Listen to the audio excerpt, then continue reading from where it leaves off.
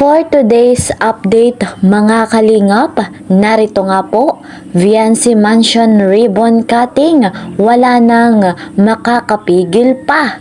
Pero si Dr. Love may nasilip na problema. Kung ano po ito, malalaman natin maya-maya lamang. Isa munang magandang araw at gabi sa inyong lahat saan mang sulok ng mundo. Special shoutout sa mga EDSI lovers dyan, mga EDSI supporters, at special shoutout po kay na Papa G Motovlog, kay Madam Marilu Orozco. Shoutout po kay Sir Ian Lantok from Lubo, Batangas, kay Sir Ray Vlogs, at syempre po kay Madam Emilita Sumaco. Special shoutout po sa inyong lahat.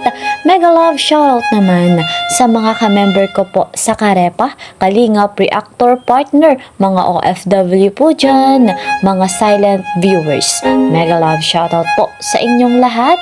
Patuloy ko naman na nire-rekomenda sa inyong lahat si Kuya Val Santos Matubang at si Kalingap Rob, kasama po ng kanilang may bahay, Ate Edna Vlogs and Jackie Tapia. Batid ninyo na lagi ko po silang sinasambit dito sa aking vlog sapagkat napakaganda, napakabuti nga po ng kanilang layunin sa mundong ito at deserve po nila na suportahan natin. At sa hindi pa po nakakapag-subscribe sa kanila, isubscribe nyo po.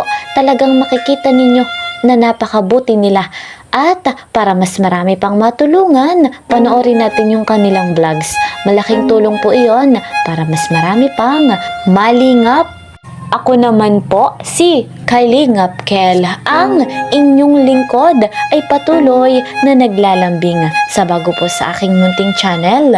Please po subscribe, like and share my videos, and don't forget, click the notification bell para lagi po kayong updated sa aking mga videos. Aarangkada na nga po tayo sa ating topic sapagkat nakaka-excite ang ribbon cutting sa pabahay para po kay Viancy. At eto nga mga kalingap, ayon po kay Kuya Val Santos Matubang, ang exact date, ang schedule sa ribbon cutting ay ngayon nga pong darating na March 1. Ang tanong mga kalingap, wala na nga kayang makakapigil pa sa paglipat bahay ni Viancy kasama ang kanyang buong pamilya.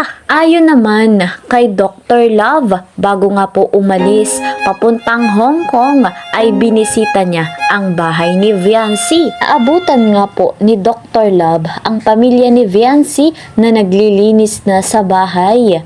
Ngunit napansin nga po ni Dr. Love sa pintura sa bahay ni Viancy ay meron nga pong bubbles. Dahil po dyan ay agad niyang kinontak si Super Mac.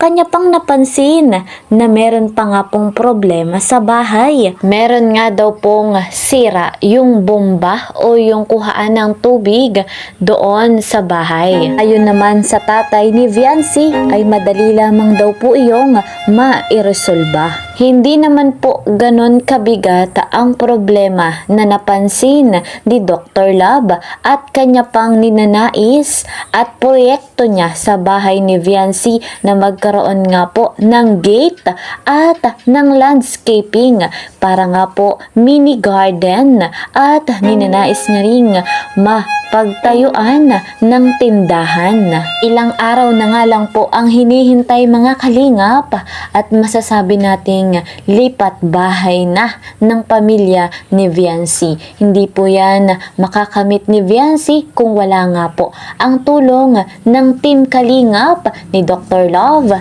ni Kalingap Rob, ni Kuya Val Santos Matubang at ng mga bigating sponsor. Mga kalingap, hanggang dito na lamang po muna ang ating update. See you po sa next video. Ingat po kayo palagi. Bye-bye!